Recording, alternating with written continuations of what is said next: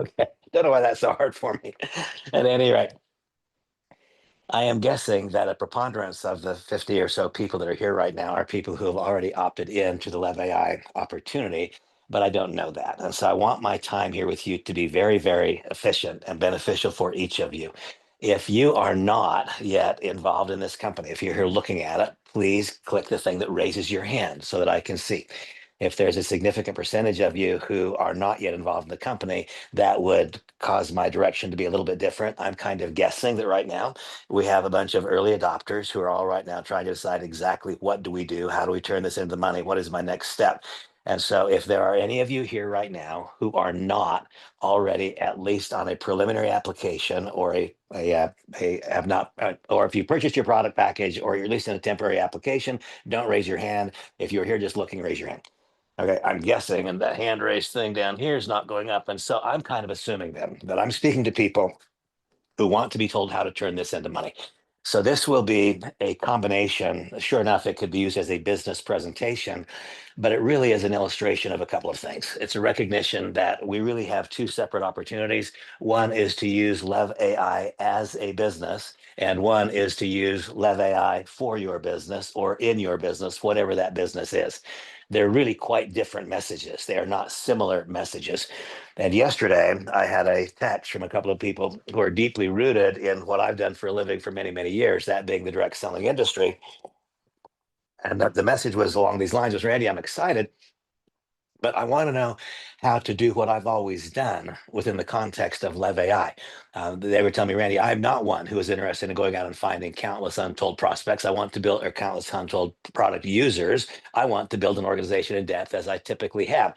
And so it brought to my mind the clarity of thought that perhaps some people who have been involved in the direct selling industry for many years might be feeling a little bit left out in the cold as our principal product message or our principal message has been not about the business of AI, but about using AI in our business. And so this conversation specifically is much more about the business of LevAI, separate and distinct from using LevAI in our business. If we're a real estate broker, we're a mortgage broker, and so on. And this conversation would revert to my historic understanding of what has been required for success in the direct selling industry, and then identifying the hows and whys. This particular set of facts fit it really, really, really well. And so, and by the way, I'm fully expecting that I'm going to be talking longer than most of you are going to be listening because there's quite a bit of information that I'm going to cover. And so I invite you to tune in for as long as you care to tune in and gather the information that you want to gather. And if your schedule requires that you move on, go ahead. But I'm going to make this a fairly comprehensive discussion. And I'm going to start. I believe that we need to start in the very beginning, going back to what I've always done, is we need to start way back here. If a person is going to be using LevAI as a business and they're going to be using the direct selling methodology in delivering that LevAI product suite of services to others, then the very first thing that we have to do is we have to, as has always been the case for me, is we have to identify what is it about network marketing that's good, what's about it that's challenging, why are some people afraid, and why are some people such great advocates. And so very simple. I reflect upon, it was February 9th of 1990. I went to a business presentation. It was for a network marketing company called Newskin. And as I just described to you, we can view our company a couple of different ways. LevAI is a artificial intelligence business. And many of us will choose to operate in a historic network marketing environment in terms of bringing that business model to people. Others will choose to use LevAI purely as an affiliate marketing, not building in depth. Others will simply go out and sell the product. So there's really three different buckets here that we could fit into. And I'm going to talk right now about one that we've ignored a little bit. And so first of all, the simple thoughts of why network marketing. For me, it's very simple. I stood in line and I waited all that time for a guy named Nathan Ricks to talk to me. And I was so annoyed by it. People were taking pictures with him and they were having him sign autographs. And I thought, this is about the most obnoxious thing I've ever seen. But I waited my turn. Why? Because he had something I wanted. I wanted what he had. And I didn't want to take it from him, but I wanted to be able to do what he was doing. And so I stood and I waited in line. And when I got to my turn, I said, Nathan, please tell me why I should do what you do instead of what I do. And at that time, I was not a very highly evolved individual. The truth is, I was doing nothing because I'd just been fired from Merrill Lynch because I'd been found mismanaging accounts when I was impaired under the influence of alcohol and cocaine. Today, things have changed for me. Today, I just tell the truth, and I tell the truth when it's attractive, and I tell the truth when it's not attractive. I hadn't arrived at that point yet. And so I said, Nathan, I want to know why I should do what you do instead of what I do. And he said, well, what do you do? I said, I'm a senior vice president at Merrill Lynch. That had been true a couple of days before. It wasn't true that day. And he said, well, Randy, this will be easier than most. And I said, why? He said, because please tell me, Randy, on whose efforts do you get paid? And I could now pose the question to anyone who has not embraced the concept of leveraged income. We operate a company called LevAI, leveraging artificial intelligence. Well, Nathan taught me that very first day about how to leverage other people's time, how to leverage other people's successes, how to leverage other people's knowledge. Leverage has always been a part of my world. And so he asked me this simple. He said, what do you do? I'm a stockbroker. And he said, oh, okay. Well, tell me, on whose efforts do you get paid? I said, well, I get paid on one guy's efforts. Is this guy? He said, that's the problem, Randy. If you want to have a real financial breakthrough, you're going to need to figure out a way to get paid for what other people do, not just what you do. And then he opened up a monthly commission report. It was that many years ago. And he thumbed through it about like a deck of cards. And he said, Randy, I've got more than 100,000 people here. And whenever they buy one of this company's products or whenever they sell one of the company's products, he said, they make a little bit of money and I make a little bit of money. And he said, you get paid on the efforts of one. I get paid on the efforts of over 100,000. Whose way's better, mine or yours? Wasn't any question about who way was better. His was clearly better. And then he said, and so Randy, and you get paid on one guy's efforts, just you, that's a problem. And then he said, and when do you get paid? I said, well, I mean, every Friday. And he said, no, when can you make money? And I got the message, oh, well, I make money between 6:30 a.m. when the market opens on the West Coast where I lived at the time and 1 p.m. That's when I make money. That's when the market's open. And he said, right. And so he said, and do you have a mortgage on your home? At that time, I had a really big mortgage. And I said, yeah. I said, well, when does the lender charge you interest? Do they likewise charge you interest between 6:30 a.m. and 1 Monday to Friday? Or do they charge you interest 24 hours a day, 7 days a week, 365 days a year? And he went further. He said, what did you drive here today? Well, at that point in time, I was driving a really cute little BMW sports car. And he said, well, did you pay cash for it or do you have a loan on it? I had a loan on it. And he said, and when does the lender charge you interest? Do they charge you interest only the hours of the day when you make money? I said, no, of course not. He said, so Randy, you've identified your primary problem.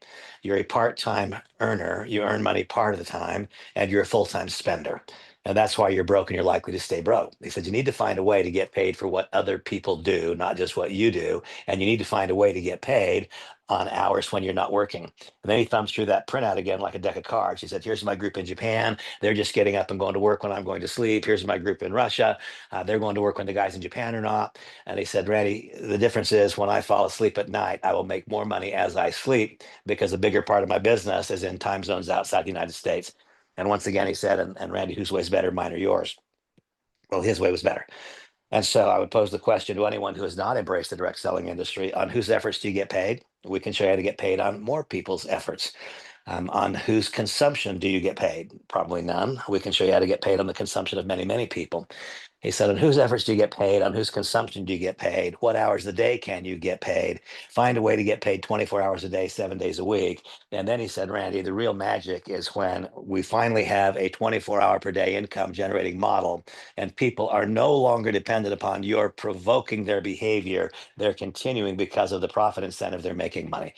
And so the first thing we have to do is identify the why network marketing. And I'll tell you that beyond those surface reasons, the truth is that our total current outcome in life, your outcome, my outcome right now, they are based upon what? They're based upon the things that we know. We cannot act upon knowledge we don't have. If we want to change our outcome, we must gather new knowledge. If you get involved in a properly constructed direct selling leadership organization, specifically this one, you will gather knowledge that in all likelihood will not be presented to you in any other way. In all likelihood, that will be true.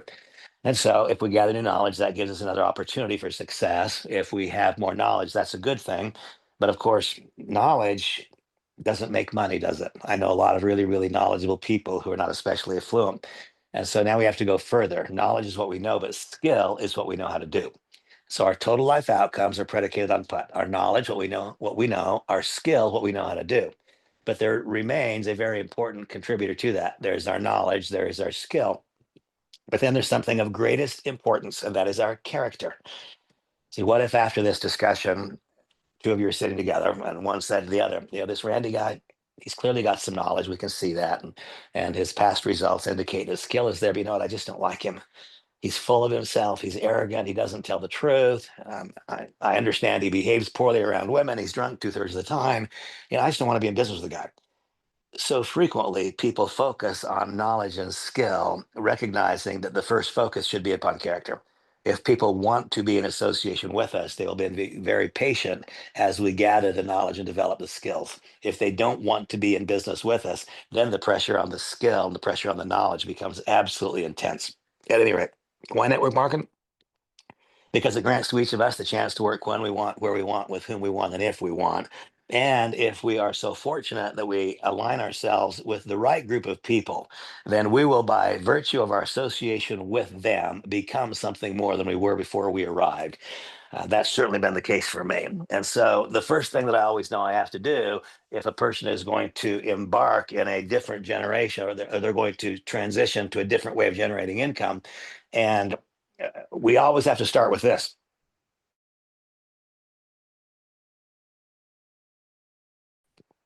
Every person that you know they have. And if they're not currently involved in it, that means they've made a decision, conscious or subconscious, that it's not as good as whatever they're doing. Can you imagine this? The guy I see, these people who drive around and they pick up the honey buckets, the porta potties. And I think the person who is picking up these honey buckets, they have heard of network marketing, and yet they're picking up honey buckets and they're pumping them out and then redelivering. So they've made a decision, conscious or subconscious, that picking up porta potties is a better way to live and a better way to generate income than being involved in the network marketing industry. That's what they've decided, or they would be in the network marketing industry. And so I always know when I start that a person has a set of beliefs and thoughts and emotions that are dramatically different than mine. And if I pretend that that is not a reality, then I'm starting in a very deep hole. That's why I acknowledge it right up front. It's why in every conversation I start with a validation of why network marketing is this, folks, believe it or not, is the single best way to move a product to an inline user from the point of manufacturer, developer. It's the best way to generate income, and it's the best way to live. But until and unless one comes across that bridge of not just embracing, but embracing and being thrilled with and proud of and grateful for the fact that the fundamental principles which govern direct selling are superior to those which govern conventional business. And our company, LevAI, takes those principles, refines them, makes them current, makes them right for the moment, and is the highest iteration of those sets of principles. This is a better way to move products to inline users. It's a better way to generate income. It's a better way to live. Now, if and only if one accepts that, if we don't get across that bridge, if we can't get across the bridge of here is network marketing, and if we can't get across the bridge of network marketing is really good, if we don't get over there, then nothing else we say or do is going to make any difference in terms of one developing a leadership structure inside LevAI for the purpose of delivering the service, for the purpose of generating revenues and royalties. And so that is why I start there. Now, if one, and we could spend, by the way, lots of time, I encourage you all to stay tuned. Shortly, I will make current again a video that I call the evolution of network marketing, which goes through the last 50 years and beyond of what's happened in this industry, the good, the bad, and the in between, and what are its validating points. Understand this: we must know more than our candidate knows. When I was at Merrill Lynch, I was taught I must know more than my customer. I must know my customer. I must know and understand the risk and reward parameters. And I must know more than they know about the investment that we're proposing, or why in the world would they acquire it from me. It's the same way in our business. We must know more than our candidate knows about what direct selling is. If we don't know more, then our insecurities will immediately be evidenced, and that's what our candidate will perceive and feel, and it will be entirely unattractive. And so, for me, I start way ahead of the game, don't I? With every interaction. Because is there even one of you here who wonders right now? Is even one of you wondering, I wonder what Randy really thinks about the direct selling business model? You can tell, can't you, what I think? I think it's an absolute thing of beauty. That's what I think. It's what I feel. It's what I believe. And you see, our candidate, they hear what we believe. They feel what we feel. The words that come out of our mouth is of relatively less importance than the belief with which they are expressed, or the emotion with which they are expressed, because of the way we feel about their veracity. And so I would say that for the vast majority of people, if you intend to use Levi as a business in terms of developing a leadership structure, the very first task is to come to know and understand what is it about direct selling that's good, What is it that has caused the challenges for the industry over the years? How is it that this company overcomes that challenge? Why is it that this company is a catalyst in the future growth of the industry? If in fact you come to know and believe what I know and believe, that we are offering people a gift, both in terms of the technology side of LevAI and the business side of direct selling, bringing those two together, now that is what your candidate will feel. That is what they will sense. It is what they will hear. And suddenly the words with which you express your opinions about LevAI become less important. And so now let's contemplate if and only if we have embraced the idea that it's better to be in direct selling than something else. You see, I find this to be such a fascinating business. Imagine the ease with which this could happen. We're in a cocktail party, we're at a golf tournament, and I meet you for the first time. You extend your hand and you say, "Hi, I'm Bill." I say, "Hey, Bill, it's really a pleasure to meet you. What does you do? Are you retired? Are you still working? What do you do?" "Oh, I'm very much in the game. I'm a cardiac surgeon." Wow, that was good, wasn't it? Wow, you're a cardiac surgeon. That's impressive. Society's decided that being a cardiac surgeon is good. Hi, I'm Randy Schrader. I'm a I'm an accountant. I'm a financial planner. Hi, I'm Randy Schrader. I'm a school teacher. Hi, I'm Randy Schrader. I own a transportation company. Hi, I'm Randy Schrader. I drive an Uber. All of those things are pretty easy. Hi, I'm Randy Schrader. I'm involved in network marketing. You know what? For me, that's the easiest thing imaginable because I would rather be involved in network marketing than do any of those other things. I once got involved in network marketing because that's what was available to me. Today, I stay involved in network marketing, though everything else on this planet seemingly is available to me, the number of things that come rushing my way. But I set them aside because why? Because I believe to the center of my being that the industry itself is fundamentally superior. Now, if one believes that, then one has to identify and what is it about a company, an entity within an industry that would make it stand out in an industry that stands out if and when it's done right. So the first element required for success is a product or service that matters to people. And now we'll have a little bit of a blended conversation. And by the way, what exactly is it that we're trying to do? Let's contemplate and consider first what we're trying to do before we consider and what are the factors that must be in place in order for us to accomplish that which we seek. So, what do we seek to do? This is it. We seek to engage in a proved and predictable pattern of activities. I want you to know that there is exactly no luck and there is no guesswork. There is a sum certain. If we do A, we will get B, and if we don't, we won't. If we do B, we'll get C, and if we don't, we won't. There is a proved and predictable pattern of activities that is designed to do what? That is designed to create an ever expanding and potentially limitless web, an ever expanding and potentially limitless web of consumers and or users of the product that the company offers. That's what we do. We engage in a predictable pattern of activities designed to create an ever expanding and potentially limitless web of consumers.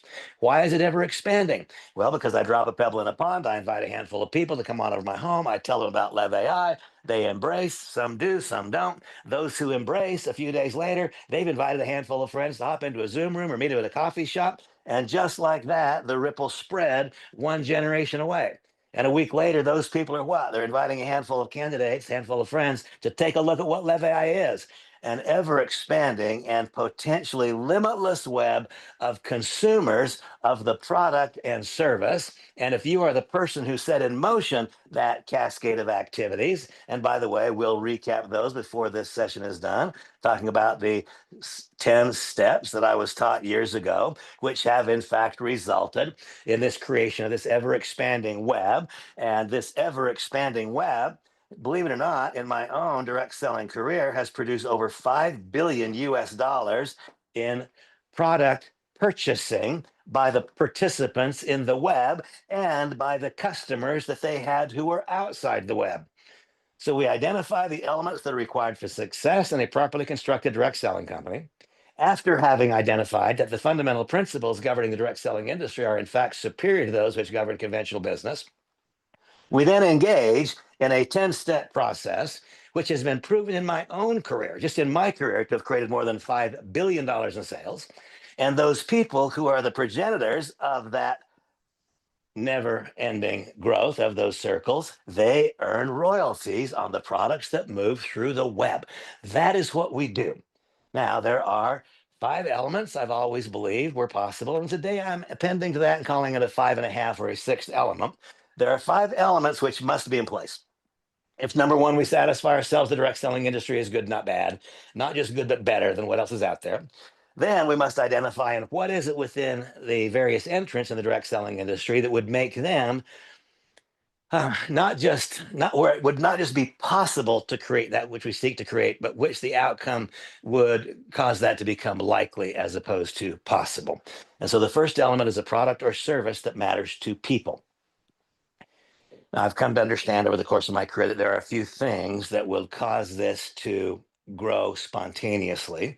If some of these facets are in place that would cause it to grow spontaneously, then it is a broader percentage of people who will be able to have early successes. And basically, it comes down to this. If the product or service, whatever it is that the company offers, does the following things. If the product first has the capacity to provoke an emotional response, if the product will provoke an emotional response. And what are emotions? Joy, exhilaration, excitement. Those are positive emotions. Sadness, sorrow, fear. Those are negative emotions. If the product or service has the capacity to provoke positive emotion, then that will have a tremendously important outcome. If it provokes that positive emotion, then people who are not effervescent in personality and people who are not promoter types, what do you think of that? The sales type. I am one. Folks, I emerged from the womb selling something to somebody. And whether or not I'm trying to do that's what's always occurring for me. I'm trying to cause the ideas that are exciting to me to become exciting to other people. Well, there's a segment of our society who share those personality characteristics. And there's another segment of our society for whom that's almost abhorrent to contemplate themselves doing that. But you know that person who would consider it to be abhorrent, if he or she has an emotional response, you know what they do? They talk about it because they're not selling something. They're talking in joy, enthusiasm, in confidence, in conviction about a positive experience they had. And so when we have a product or service that has the capacity to provoke an emotional response, then suddenly we break out of the realm of that tiny handful, that 5, 6, 7% of the global population who have that whatever it is that you call this personality of mine, and that so many others out there who embrace the direct selling industry likewise have. You see, we want to broaden it beyond that. We want to go to all people out there, to the more subtle, the more reserved. Matters not how subtle and reserved we are. If it provokes an emotional response, we talk. That is a fact. And so, first, provoke an emotional response. And so, then as we go along, while this is a discussion of what's required to succeed generally in direct selling, network marketing, does the LevAI product have the capacity to provoke an emotional response? Yes. Every single time I see myself speaking Chinese or I see myself speaking French, I smile. Did that provoke an emotion? Yes, it did. If I send that to people who know very well that I don't speak those languages and they smile, did that provoke an emotional response? Yes, both among the one who delivered the product and the one who received the product. Does it likewise provoke an emotional response if I've been frozen in fear? I've just been frozen in fear. Today I had a little emotional response because I was shown today how to use the lead file in the LevAI suite. And I didn't know. Now it's only been 5 days or 6, whatever it is, but somebody sent me a question about the leads and my automatic response. And I'm listening to myself. I'm watching myself and I'm listening because my automatic response was just flat wrong. My automatic response was to respond as though I knew the answer when in fact I didn't know the answer. Person said I did a lead search and I didn't even know you could search for a lead yet. Said I did a lead search and I came up with one candidate. And my response was, well, the leads haven't been turned on yet. My gut response, I'm Randy and I know. Well, that's dead wrong. The lead program is turned on and it works perfectly. And I had to learn how to use it today so that I could explain. And, I had an emotional response when right before this session, I found 3 or 4 fantastic candidates. It took me about 10 minutes to do it. And I was smiling as I sent them my first LevAI artificial intelligence generated introductory message that was written by LevAI in response to the candidate query where it learned all about them. And I looked at it with fascination and I smiled. Did that provoke an emotional response? Yes, it did. If the product or service has the capacity to provoke emotional response, that is the first indicator that it will broaden itself into the mass of humanity, the mass of society, and it will not be limited to this little tiny group of people. I'm that, the guys who the guys who are out there knocking on doors selling encyclopedias when they were in college. There's that segment of population. Those are the segments that typically have done well in the direct selling industry. Suddenly, unless the product or service has the capacity to provoke emotional response. With the capacity to provoke emotional response, then everything becomes possible. So that's first. So I'm doing here two things: telling you first what the requirement is, and then expressing now that's a fact. That is the requirement. Must have a product or service that will provoke emotional response. The product or service must have these next requirements. It must have either there's this much of it and it gets consumed, it's all gone, and therefore it must be purchased again. In other words, we're not making one sale. Now I've got it. No, we're seeking to create an ongoing reoccurring income. Now, in the case of LevAI, it is not a product that gets used up. It is a subscription that gives you 30-day increments of use. And so does the product get used up? Yes, 1/30th of the product gets used up every day, such that 30 days later, the product has been consumed. And to continue consuming, what does one do? Re-up for the next 30 days by having your credit card on file. And so, first, provoke an emotional response. Second, the product must get used up every 30 days or so. If the product doesn't get used up every 30 days or so, then you made a sale, which is fine. You got paid one time for it, which is fine. But this then lacks the magic that direct selling is of doing work once and getting paid again and again and again and again for it. And candidly, the subscription based model will do that better than anything ever has. I talked about this yesterday. How often do you change your phone service? Really? I mean, how many times in the last 5 years have you gone from Verizon to T-Mobile to AT&T? Any times, or are you still using the same provider you used 5 years ago? I'm willing to bet that if you've changed it in the last 5 years, it was once. And I would not be surprised to find out you've not changed your cell service provider in the last decade. Well, that's where we are, folks. We're creating that first foundational subscriber base of people who will continue using our product for long, long, long periods of time. The subscription model works better for creating a reoccurring income than any physical product could. That's the truth. This will create a stickier, better residual income. So what must the product do? Provoke emotional response. What it must do is must get consumed in a 30-day period of time so that it's not a direct sale, but it's the creation of an ongoing income stream. The product must have a degree of uniqueness in the marketplace. Well, here we are, folks. LevAI is the catalyst ingredient, and all these individual applications don't communicate one with another. And the product must be competitively priced. If those things exist, if those criteria exist in the product, then it can work over here if applied to this pattern of activities. If it doesn't meet those criteria, then it's not going to do that. Second, the second element required for success is a company that can execute. And so I tie the timing and the company conversations together here because why? Because so many years ago, you guys see my little line down there? So many years ago, I was shown for the first time this X and the Y axis. And I was told that all companies, no matter what the method of distribution, that all companies start here on the bottom left-hand corner of the graph, and that the vast majority of them finish there. They never get off the ground floor. They start here and they end here. I was taught and I've since observed that there are always those companies that just survive, but they don't thrive. They don't get big enough fast enough to make any money. And then every once in a while, a company comes along that has some uniquenesses to it that allow it to escape these traps, to neither have an early death or to be a low growth, slow growth company. Every once in a while, but not so very often, a company comes along whose product and service is right for the time. The market demands it, the market pulls it. And by the way, whenever an idea is right, the market will pull it. If the idea has to be pushed by the entrepreneur, it's not going very far and it's not going very high. If the market is pulling it towards it, saying, I must have this, evidenced by the fact in AI, 178,000 people in America used AI for the first time today. 178,000 people use it yesterday for the first time. 178,000 people use it tomorrow, day after day after day. The single biggest success I've had in my career so far was when, targeting the leading edge of the baby boom, I offered a product that would appeal to people who were turning 50 years old. Why? Because they were feeling their mortality and realizing that if they didn't lower their serum cholesterol, they were at risk of heart disease. And with the leading edge of the baby boom, turning 50 years old, that began happening at the rate of 10,000 people per day. 10,000 people per day. That started happening in 1991, 92, and I was there as a cholesterol reduction product.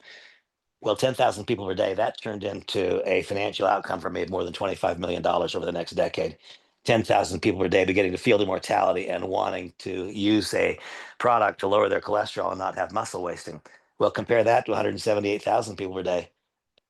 See, that is why Sundar Pichai says this is more profound than fire, or electricity, or anything we've done in the past, because none of us have ever had the chance to be swimming in water so deep.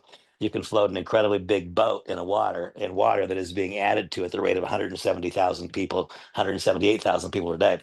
And so companies, they start on the bottom left-hand corner of the graph, and every once in a while, not so often, one makes it off the bottom left-hand corner. And there comes a time when it reaches a point of a tipping point, often called in the direct selling industry a point of critical mass, where suddenly there are enough people having positive product experiences and enough people having positive income experiences that you start hearing about it. Some of you folks who live in the United States, think back to 2008, 2009, 2010, maybe 2007, and you started seeing Mercedes all over the place that had Monavie all over them, didn't you? Remember seeing that? Remember seeing the first one and wondering what it was? And then you remember that a year or two later, it seemed like you're seeing those things every place. I mean, there were black Mercedes SL 550s, literally every corner, it looked like to me, because that company was going through the massive transition between small and big. You didn't see or hear much about it down here. Then it reached a critical mass, where at national conventions, there were a few hundred people getting new Mercedes, where I saw a couple of guys walk across the stage and pick up briefcases that had $1 million in cash in them, and that was their upfront bonus for having reached a rank in the compensation plan. Well, see, that is reflective. When that happens, then you know that the company is reaching the point where it's gone as far as it can go. When you start seeing these almost ridiculous over displays of success, trying to make the pot boil more and more and more, that will typically ring the bell at the top, and the company will either roll back down the bottom side or it will stabilize and then have some new point of impetus. But what do? We seek to involve ourselves as early, as close as we possibly can towards the genesis, to the point of origin. Why? Because all growth emanates from there, and growth is what multiplies and magnifies efforts. Peter Drucker said that so long ago. Growth is what multiplies and magnifies efforts. You cannot go fast in a vehicle that's going slow. You can't go forward in a vehicle that's going backwards. If you want to put a multiplier on your effort, put yourself into an environment where there is growth. Well, 178,000 people for the first time today utilized AI. There are 8 billion people on planet Earth. 3% of them use it today. Projections are that 5 years from now, it'll be 85 to 90%. Growth is what multiplies and magnifies efforts. Understand this as well. What if the market that I'm in is this size? That is the size of the market that I'm in. That's it. And here's Randy, I'm in it, and Tammy's in it. So Randy's in the market and Tammy's in the market.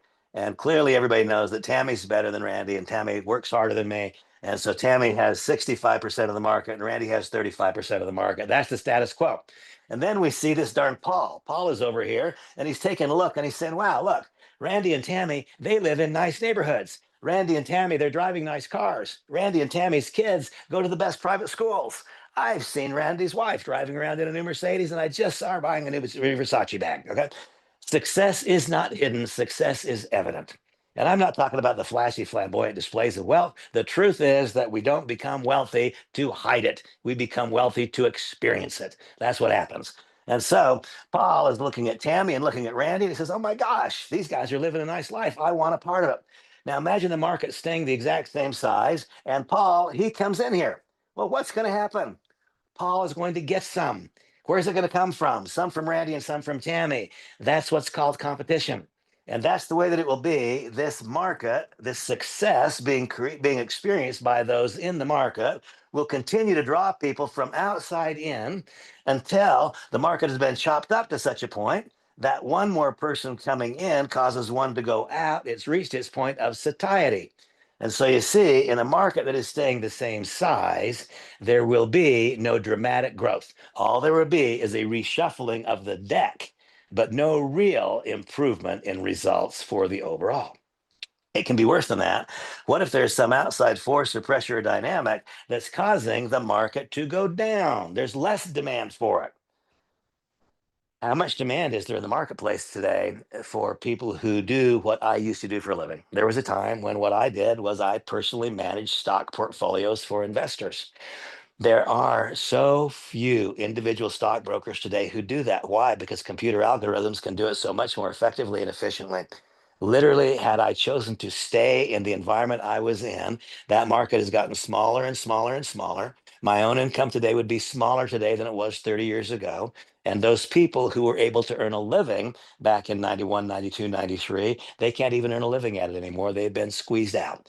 So if the market is staying the same size, then that creates competition, survival of the fittest, and there will be no tremendous breakthroughs. If the market is getting smaller, then you know kind of what that is. But what if there is some outside force or pressure or dynamic that's causing the market to get bigger? I mean, a lot bigger. What if the number of new people who want to use is dramatically greater than the number of people who are prepared to teach them how to use and to be the conduit to their use? Now you see those 178,000 people that will begin to use AI today. We don't have to take them away from somebody else. They're entering the arena for the first time. We get to access the user who is a first time user, as opposed to fighting with somebody else over the existing user. If we want to have tremendous growth, if we want to have a big financial breakthrough, then what we must have is a product or service that matters to people, that provokes emotional response, that is priced effectively, that is highly consumable. We must have a company that can execute. And we'll come back around to this thought of the company's execution in a moment. And then, if we want to have a financial breakthrough, we must operate in non competitive environments where we're able to gain market share that is just emerging. Not that we're taking market share from someone else. We are accessing new market share that occurs every day because 178,000 new people every day want to use a product like LevAI, and this is the superior product at the superior price. And so you see, there's a whole lot, not a little bit. There's a lot that goes into what makes the timing of a venture and a direct selling opportunity truly dynamic. And the reason that so few people have great breakthroughs is because there are so few people who come to understand what the variety. And why do so few people come to understand?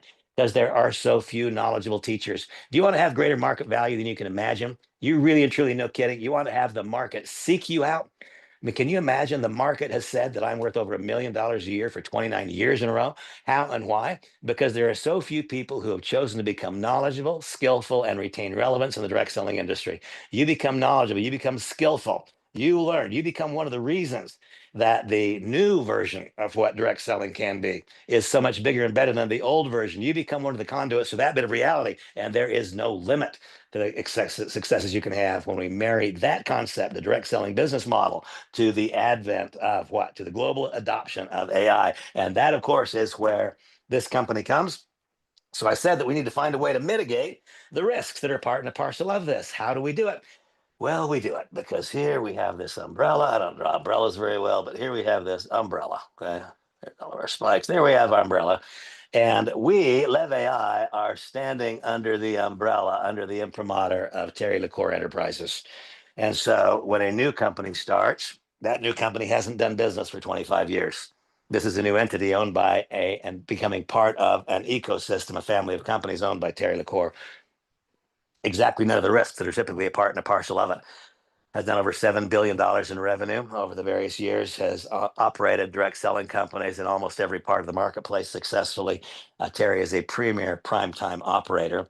And his business building strategy is to do what? It is to identify concepts whose times are right and to then determine what is the very best method of distribution for that product offering, fit it into his companies there, and then hire the most skilled management. And so here, under the ownership and the auspices of LaCour Enterprises, we have my son Blake running the company. What you can anticipate, plan on, and get accustomed to is extraordinary execution, truth, honesty, transparency, a proper blend of entrepreneurship, and the right amount, the right touch of caution to make certain that we stay inside the parameters of risk that would allow us to have the outcomes we want and yet not subject ourselves to any unintended downsides in the future.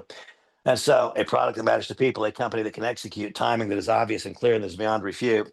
Here we have a company that's been live for 5 days in a tiny part of the world. It goes live in the rest of the world, I'm guessing the day after tomorrow, maybe tomorrow.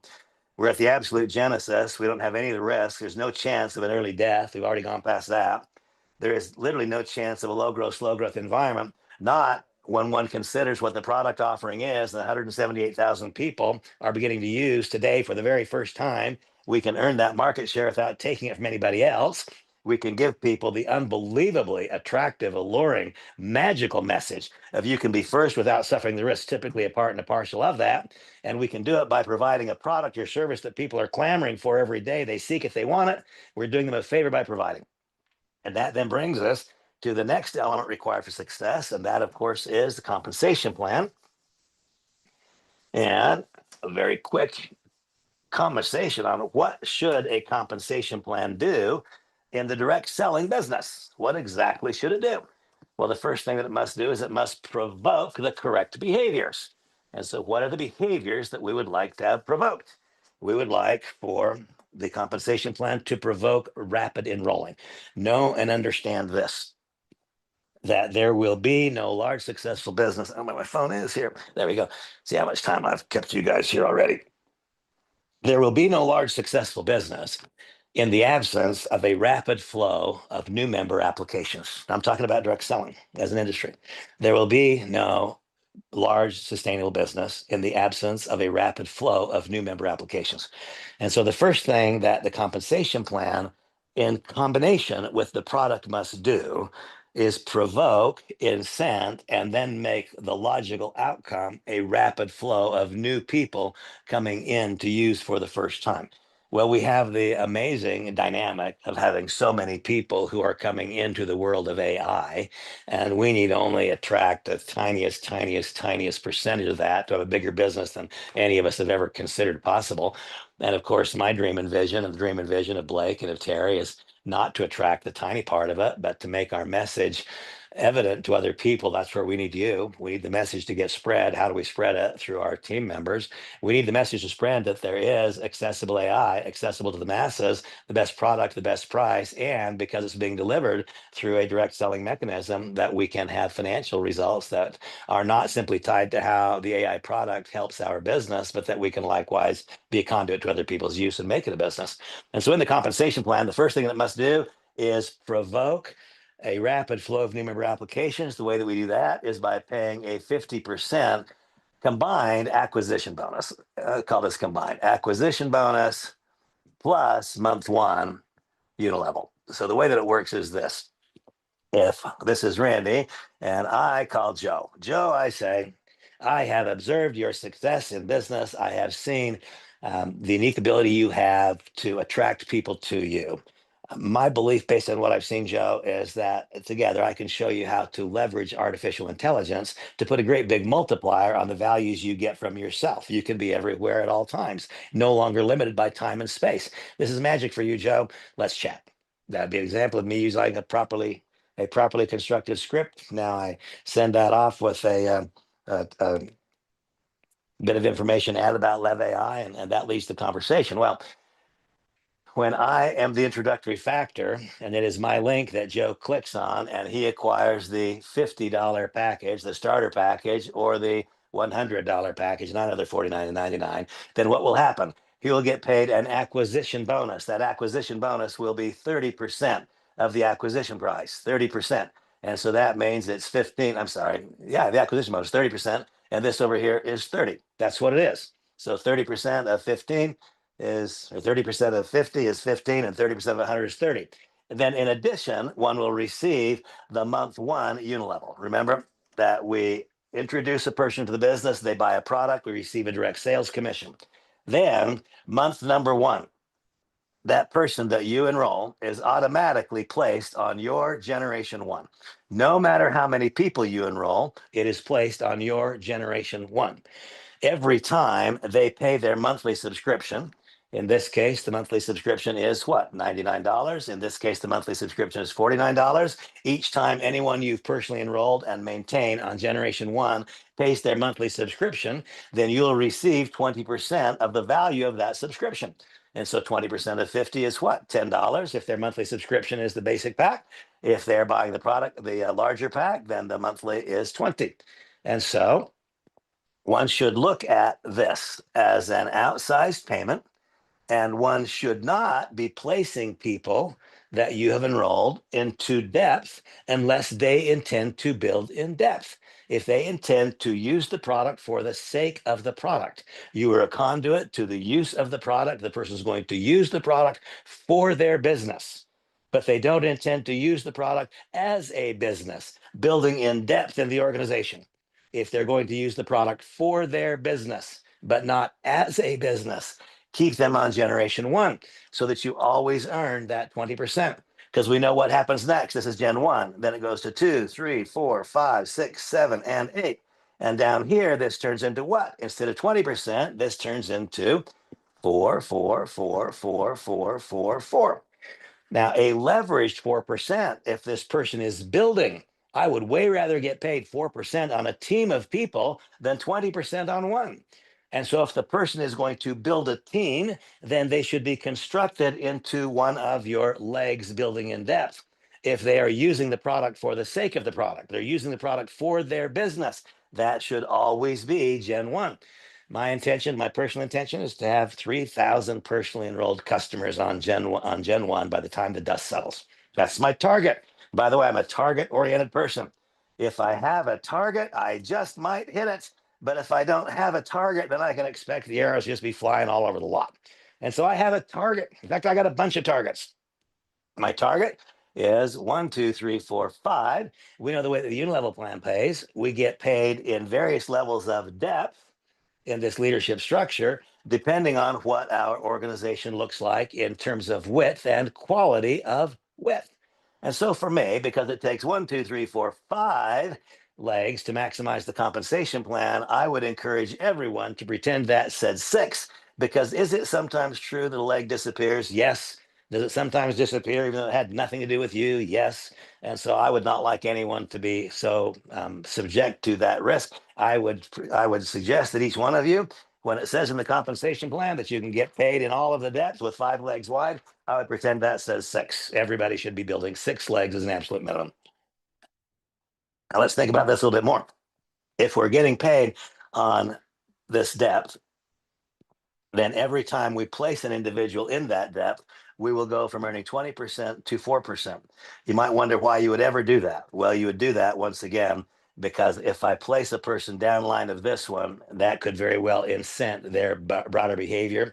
It is because my income needs to be predicated upon the income successes of other people. And I want to be really careful the way that I say this, because there will be those of you for whom micro enterprise, home-based business entrepreneurship is new. Anything that's new is relatively more difficult. I've got calluses I've had for years. You're going to have to get blisters before you get those calluses. And so when I say something is easy, it is easier. And when I say something easy, it's easy for me. Easy for me because of what I've done for the last 35 years. If you've not done for the last 35 years what I have, then some of those same things, which seem very easy to me, may not seem the tiniest bit easy to you. Understand that. That's part of the process. It was once not easy for me as well. The skill to do comes from the doing.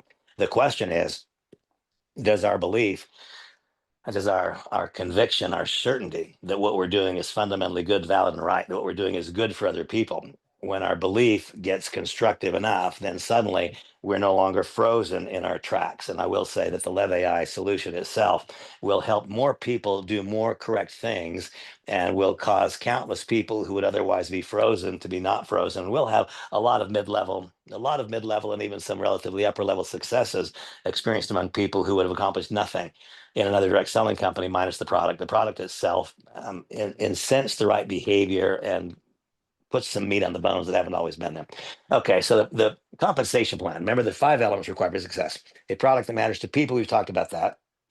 A company that can execute from a management standpoint, a capital standpoint, a system standpoint, timing that is clear, that is obvious, that is beyond refute. And the one thing that I left out about the timing, it took me years to figure this part out. It is not the timing of the venture that is most important. It is your timing. It just doesn't matter what the timing of the venture is if it's a rotten time for you. And so each person just stand down for a moment and say, what is this really about for me?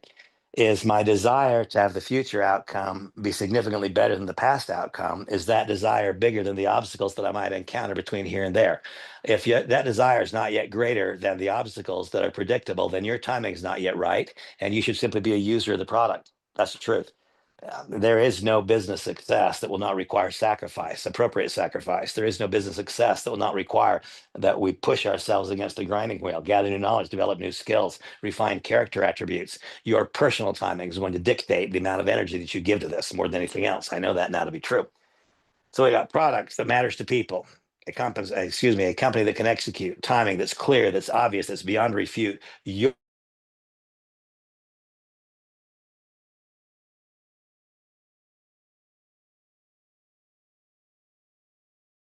be merit must now be tied into that to enter and the correctness of.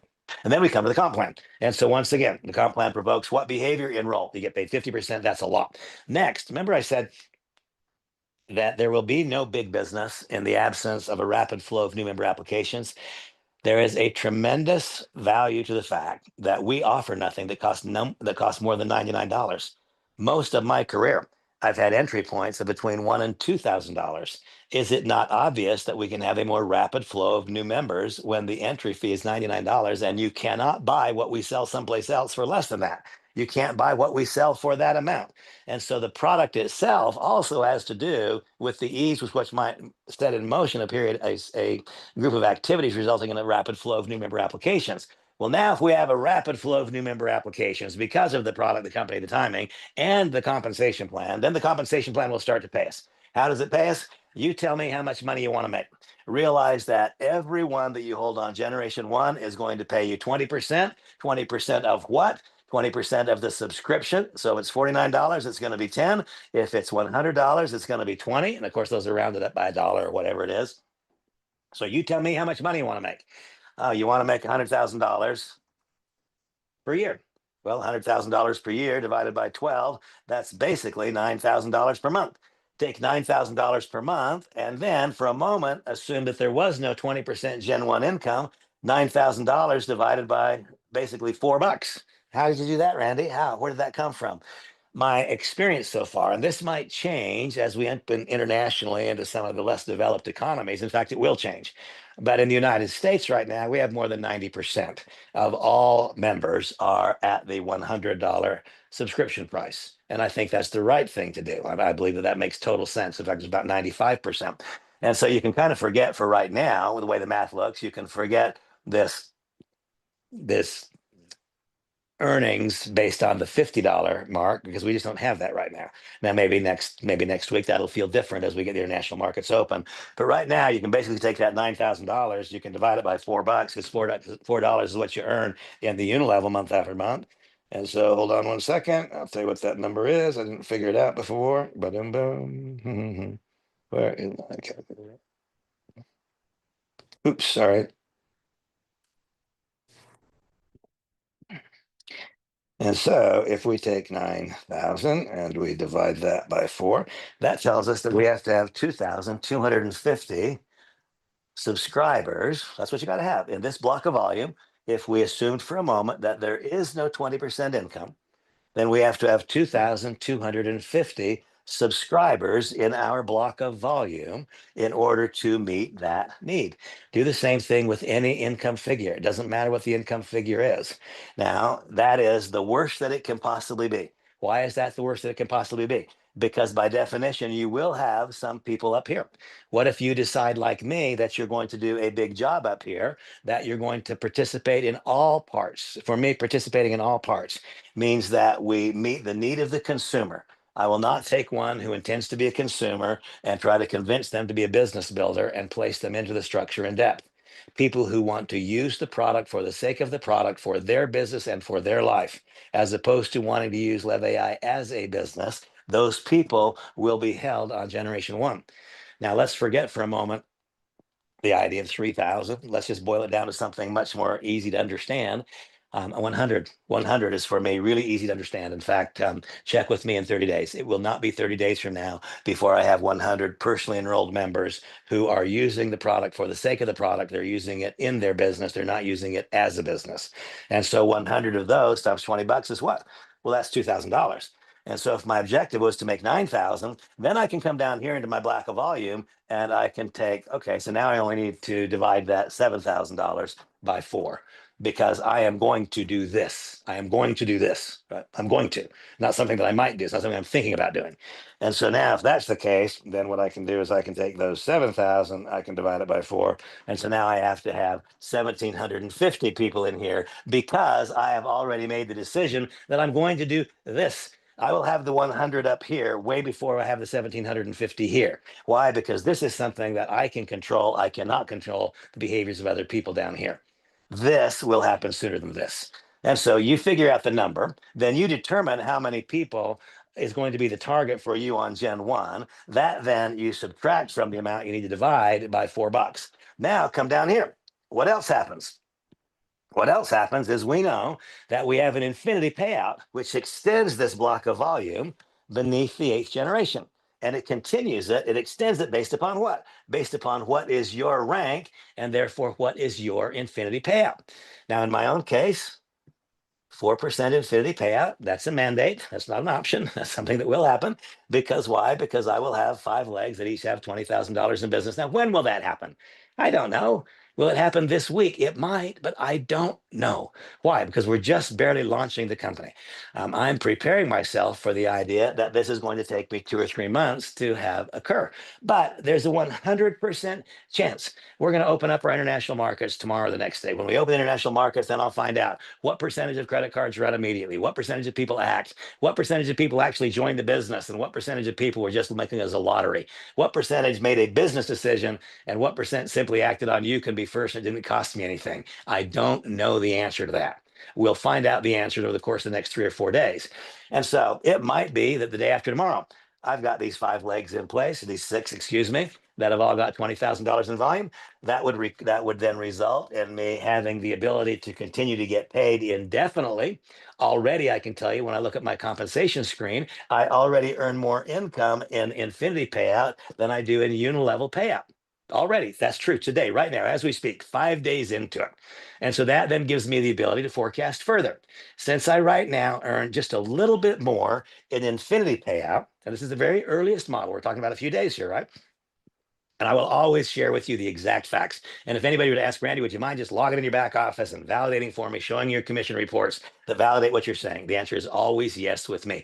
The truth is the truth, and it's good enough. Complete, total transparency. The truth is easy to remember. You can always know if you ask me, yes, unless I am under some non-disclosure agreement, unless I've said, Randy, unless someone has said, Randy, hold this in confidence. Those are things that I will always honor. Otherwise, I'm about the most fully disclosed person you'll ever see. And so now in my case, because I am already experiencing in these earliest days, I am already experiencing that I'm earning a little bit more money in infinity than I'm earning up here. Then I can once again extrapolate and I can come up here and say, instead of 1750, I right now I'm getting about 60% of my income down here, or at least I'm earning more down here than up here. It's not 60% of income because some of my income is direct sales commissions. That's a lot right now. Some of the income is check match. That's also ramping up. But I can come down here and I can then say, okay, what I've really got to have is about 800 accounts in my unilevel, because I know that 800 accounts in my unilevel will produce about 900 accounts in infinity. That's my existing model right now. That's what it looks like right now, 5 days in. And so now I can reduce this figure further. If I want to make my $9,000 a month, I need to engage in a series of activities, which result in me having 800 subscriptions in my unilevel. And then I can take it one more step. How do I take it one more step? I take it one more step by looking at check match. And right now, though it's in the very earliest week, my check match is going at about the same rate as this infinity payout. And so I can know that if I have 800 accounts here, 800 subscriptions in the unilevel. If I have my 100 here, 800 in the unilevel, that will produce 900 in infinity. So far, that's the exact model what it looks like right now. And I'll update it for you whenever you ask me to. And then I will know that I've got a buffer. And the buffer is what? The buffer is check match. I'm not adding it into the math. My buffer is check match. I right now am receiving check match that is just about equal to here. My infinity payout and my check match are both slightly bigger than the unilevel payout. The biggest payout of all so far, not surprisingly, is the transaction payout. Why? Because I personally enrolled more than 140 people. And so right now, income source number one is what? It is direct sales commission. That will only be true this month. That will never be true again because I will never again in a month enroll 140 people in all likelihood. Probably not. That was all I had to do. I had no group to support. I had no one to help. I had no one to teach, coach, or train. All I had to do is recruit. And so it's not likely that I will enroll 140 people a month going forward. That number will go down. But that number will go down. It'll be replaced by this number. This number will become, and this one is a reoccurring number. Wouldn't I far rather have a reoccurring number than I would have the one-time number of that direct sales commission? And so it starts with direct sales commission. I will replace that direct sales commission with Gen 1, that 20%. How will I do it? Those people who want to be just customers, users of the product for their business, as opposed to using LevAI for a business, they go on Gen 1. Those using LevAI for a business, I construct leadership groups. And for me, once these 6 legs are all running, once all 6 have someone beneath the unilevel who is at least at the 3rd leadership rank, and I apologize, I brain faded it, but the one that goes past director, not director, but when I have in any leg, innovative director, I believe is what it's called, when I have one innovative director in each leg at the bottom of the payout or the first infinity spot beneath the 9 levels, that is when I will start the next 6. And so what I will have is a front line that is populated with people who are using it for their business, and it will ultimately go. I will keep doing what I'm doing until there are 3,000 people up there. That's what will happen. And it won't matter how long it takes. That is what will happen. And then I will continue to build these blocks of 6, not blocks of 5. When I have an innovative director beneath payout in each one of those 6 legs, that is when it would be wise to do it again 6 more times. And then at about that time, then I will pause and reflect and say, where do we go from here based on this new set of knowledge? And so I have here taught you comp plan concepts and components and how they fit into the overall business building scheme. What are the elements required for success? The elements are a product or service that matters to people, a product or service which will run out every 30 days, such that it creates reoccurring income, not just one-time transaction income. A product or service that provokes emotional response so that we are not limited to that handful of catalyst personalities who are used to contacting other people and drawing them towards them. A product or service which cannot be replicated in the marketplace for less money. Does LevAI meet that requirement? Yes, plus, plus, plus, times 10 and more. So the first element required for success, a product or service that matters to people, and we got that. Second, a company that can execute. What do we have? The unique combination of Terry LaCour, and happily enough, he has hired Blake Schrader. And of course, we have all of the other BNS. I don't like that. BS doesn't sound like Blake Neil Schrader. By the way, the exact same initials as Bosco Nathaniel Schrader. That was a tip of the hat to Blake some number of years ago. A product or service that matters to people and meets all those requirements that I've described. A company that can execute. Third, timing that is clear, that is obvious, that is beyond refute. Every part of this timing is clear, is obvious, is beyond refute, except your timing. I have no idea. That will be the catalyst for you. The fourth thing, a compensation plan which provokes correct behaviors, properly rewards those behaviors, which has an ability, has the ability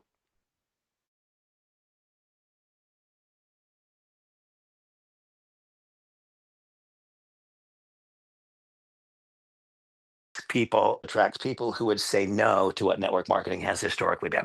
Though it's been fantastic for me, the vast majority of planet Earth has chosen to opt out of that method of distribution.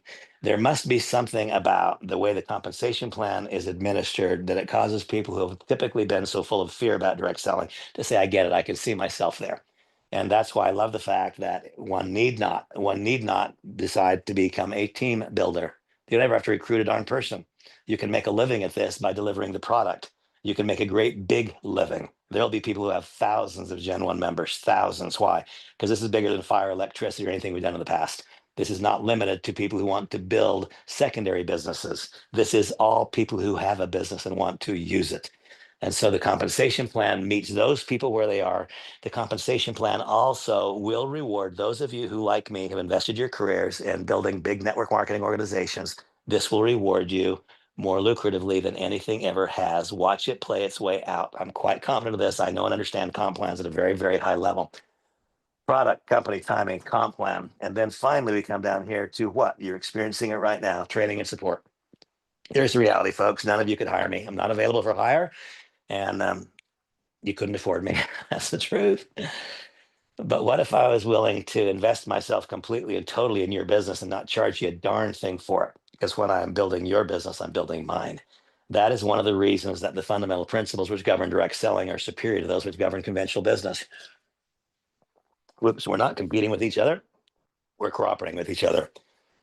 We're not building opposing teams. We are building a team.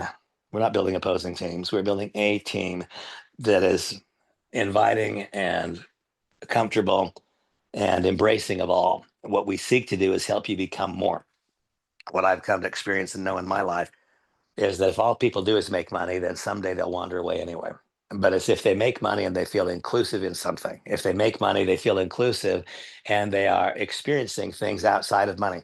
They're developing new relationship skills, new communication skills. They're developing more poise, more greater self-confidence, more correct self-esteem. When a person is in the process of becoming more, they're more happy. And if they're more happy and they're making more money, they're with us for life. And so we seek to invest ourselves. The compensation plan provokes the behaviors, but it's the leadership group that enacts those behaviors. And so it is then training and support. And what I'll simply tell you is this, that I'm frequently referred to now as a leader. What I really am is probably the most effective follower you'll ever run into. And I'm now going to very quickly recap those 10 steps to getting started correctly. And it will be fast because I know our time is torn up here. We're already together for more than an hour. But what we ultimately seek to do is add a number 6 down here, and that being the creation of the very finest leadership structure. For an hour, I'm going to not go into depth with any of these steps that are required to see. I'm just going to tell you what they are. The first step is not just to enroll. Okay, most of you have enrolled. Perhaps some of you have not, but the step is to enroll. And it's not just to enroll, but it is to enroll and then create what I call a mental and emotional barrier of exit, such that whenever something gets hard, that instead of retreating from it, that you push against it. If we were to start any other business, if you and I thought earlier, don't know if you're still here or not, my friend Scotty Kufis is here. If Scotty and I were to start a partnership and open a Subway franchise, he'd put up a couple hundred grand, I'd put up a couple hundred grand. If 3 months into it, our business is bad, I don't know about Scotty, but I'll tell you what I would not do is I would not quit. I've got a couple hundred grand spent here. And wait a minute, other people who are doing what I'm trying to do, they're making money at it. So what do I need to do differently? That's what happens in any other business. If it's not working yet, what do I need to do differently? In a business like ours, where there was no financial hook to get you in, there's no financial hook to keep you from walking out the door. And so, as opposed to what have I got to do differently so I can succeed, the vast majority of people, if the money doesn't fall off the trees overnight, they just walk away. And so, we must create a mental and emotional barrier of exit that is more important than any obstacle you might run into. In my own case, I'm 68 years old in 2 weeks. I have an 8-year-old little boy. I have an obligation to fund his future. And of course, Samantha doesn't need me. She's a talented, capable woman. She can succeed on her own. But if she chooses to be involved in business in my absence one day, and she's 30 years younger than me, if she chooses to be in business in my absence one day, I want that to be a choice made by her desire for success, entrepreneurship. She wants fun. I don't want her to ever have to spend a moment working to make money. That is my mental and emotional barrier of exit, and that's why I work. There is no figure that will make me more confident and more secure. I will simply continue working, scraping money off the table, investing it conservatively and wisely to take care of them in my ultimate absence. That's my mental and emotional barrier of exit. What's yours? Write it down, print it out, and talk about it every day until such time as you, like me, are doing new member orientations every day. Now, if I spend that long talking about all 10 steps, we'll be here till tomorrow, and we're not going to do that. Second, this one I'm not sure, this may wind up being eliminated because step number 2 for me has always been to place an appropriate initial order. Here we only have 50 or 99. I mean, that's it. And so there's not a whole lot of discussion. There's no skill. There's not much that needs to be described. It's simply this, folks. If you could afford the 99, that's what you should do because it's better. It's better and it's better value. If $99 is out of your financial comfort zone right now, then stop and think about this. How old are you? What have you done in your life? What have your experiences been? Is it okay for you that at this stage of your life that $99 is a burden? If that's okay, you're probably not the person I want to be talking to right now.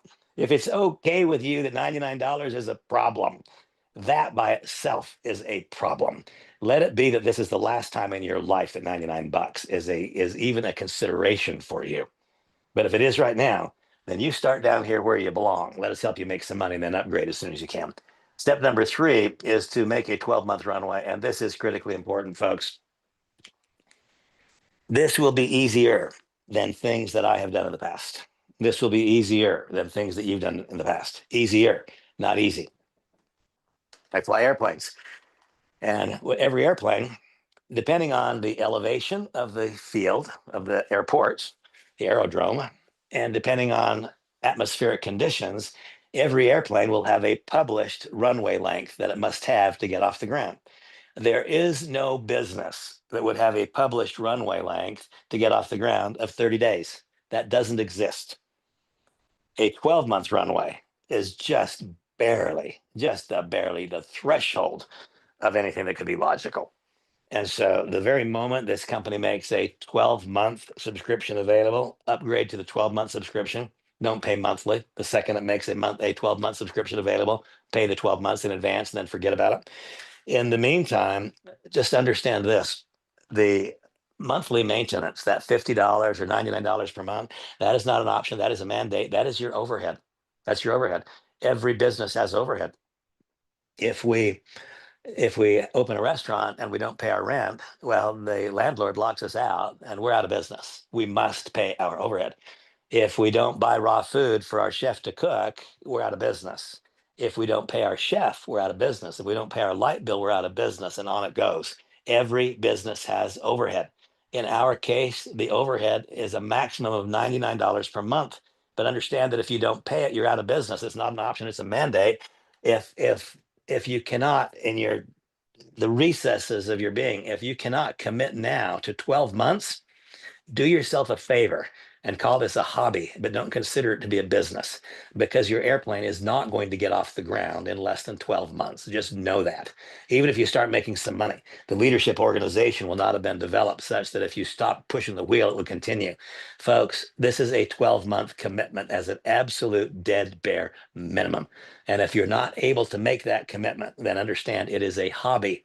Enjoy it, have fun with it, but don't expect to make money out of it.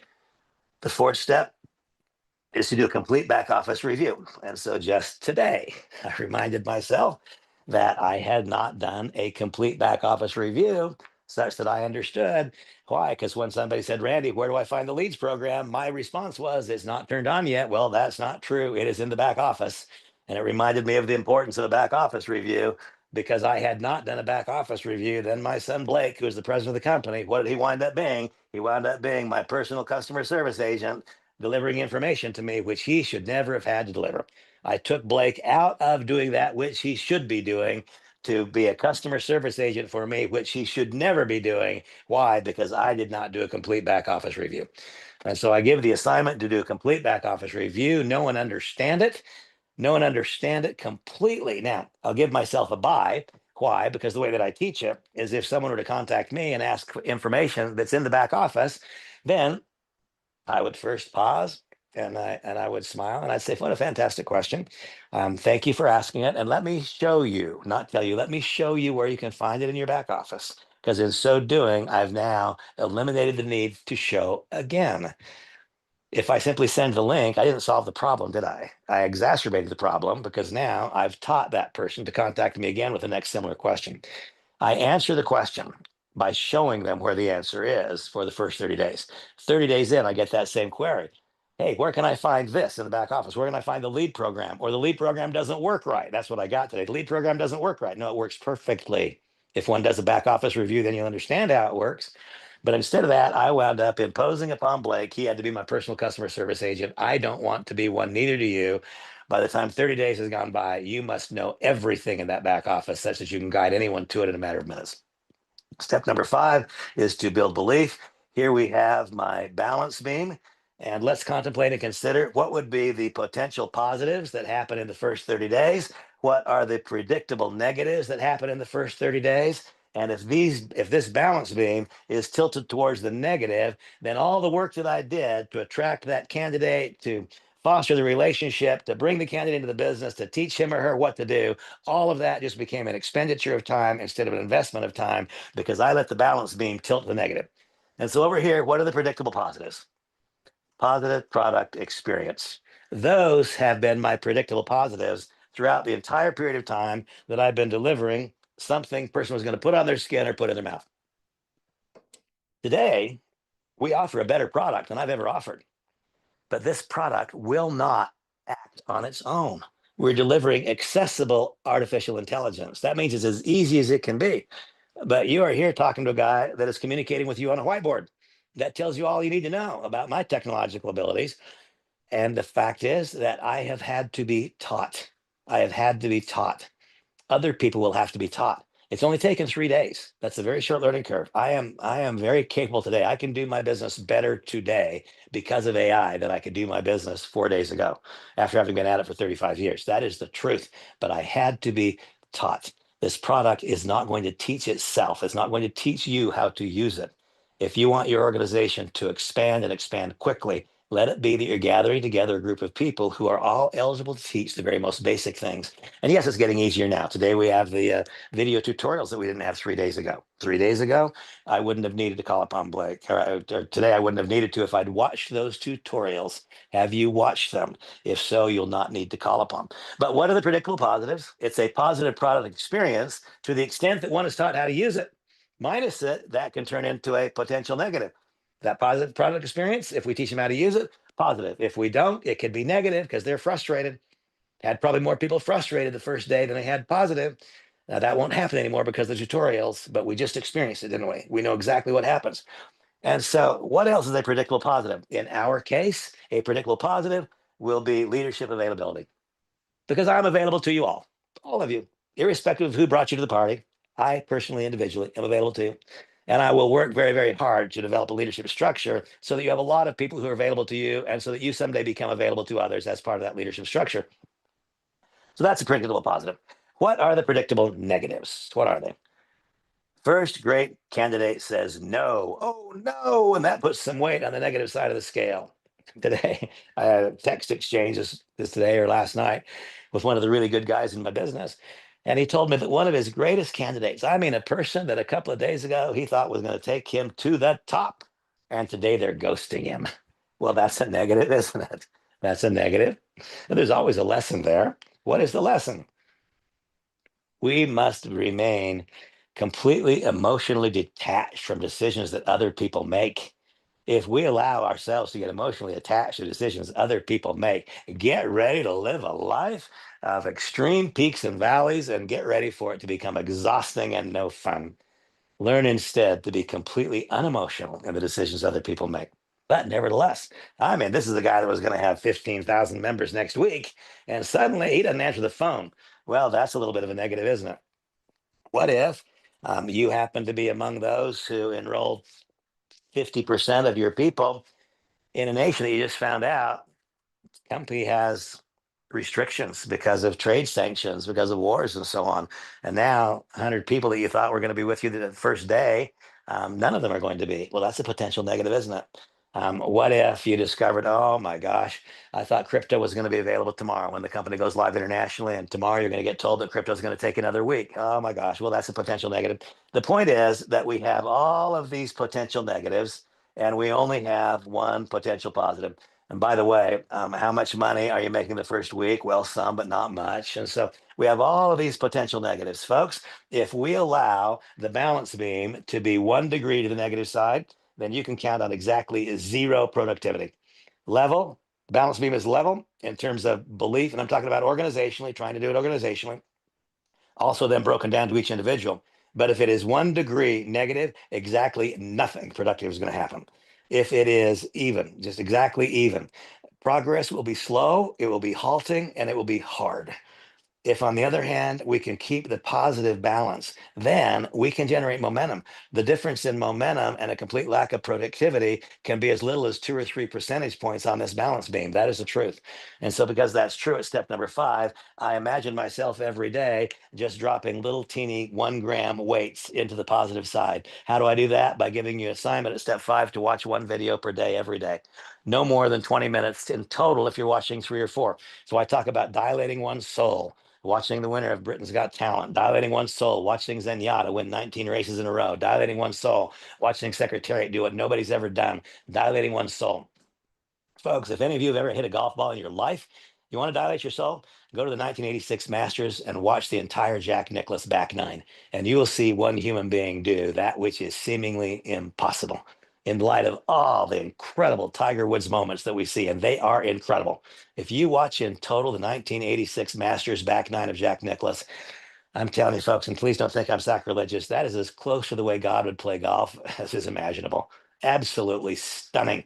And it brings to light what is possible when a person eliminates the self-defeating attitudes, behaviors. Now, of course, Jack Nicklaus was blessed with a talent set that is highly, highly, highly unusual. But I promise you, there are other people on earth whose talents are equal to or greater than his were at his peak. What was different? It was his commitment, it was his tenacity, it was his willingness. Willingness, folks. And so now let's consider and contemplate these first 5 proposals. What is the talent or skill that is required to enroll and create a mental and emotional barrier of exit to print it out and read it aloud every day for the foreseeable future? Talent or skill? Nothing. What is required? A little bit of knowledge and willingness. How much talent or skill is required to place whatever is for you the appropriate initial order? Well, exactly none. What is required? Knowledge and willingness. What talent or skill is required to just make an absolute decision? It is not an option, it is a mandate. This is 12 months. What I'm going to do for the next 12 months is measure behaviors, because behaviors are going to dictate outcome. But I'm not going to measure the outcome for 12 months. How much talent or skill does it take to do that? None. What does it take? Knowledge and willingness. How much talent or skill does it take to do a complete total back office review such that you can become an effective conduit to the knowledge therein to other people? Exactly none. What is required? Knowledge and willingness. How much talent or skill is required to watch 1 or 2 videos every day to keep the balance on the positive side? A video about the direct selling industry, a video about our compensation plan, a video about our product offering, a video about the ongoing global adoption of AI, a video about anything, any audio, any word that came out of Jim Rohn's mouth is a word that would make you more. Well, are we willing? See, that's all it takes. It takes knowledge of the concept and willingness to act upon the concept. So these first foundational attributes or first foundational steps, these require no talent or skill, they require knowledge and willingness. Now we come to the action items. Step number 6 is to do what? It is to create a preliminary candidate list. Preliminary candidate list. And what I ask for is that you identify a handful of people, 8, 10, 12, that's all it takes. Handful, 8, 10, 12 of people that you know will encourage you. That's all. They'll encourage you. And invite those 8 or 10 or 12 into your first private small group presentation. See, think about this for a moment. I'm going to take a quick glance here. We have now 69 people here. Okay. So if these 69, now I'm contemplating tonight's business presentation that will happen tonight at 9 o'clock Eastern. These 69 people, do you think any of these 69 will have 7 personally invited guests there? I don't. Do you think any of the 69 will have 5 personally invited guests there? Well, if so, we'd have 350 people on tonight, very close to that. No, what will happen instead is, because it is a group presentation that didn't have any requirement for you to populate it, then you may or may not show up there yourself. And you may or may not have a candidate with you. But just by showing up, you will be a winner to some degree. But will that grow your business? No, it'll grow you, but it won't grow your business. And that's kind of what will happen tonight. These 69 people, most of you 69 will be there. Some of you 69 will have a candidate or two, most will not. And that's what it'll be. And so what we'll do tonight is we will support our business, but we won't really grow it. Now, what if, on the other hand, these 69 all said, you know what, I'm going to invite my 6 or 8 or 10 people that are low hanging fruit. These are people who know me, trust me, respect me. They'll encourage me, they'll support me. And I'm going to invite them onto a private launch session for my organization, each of you individually.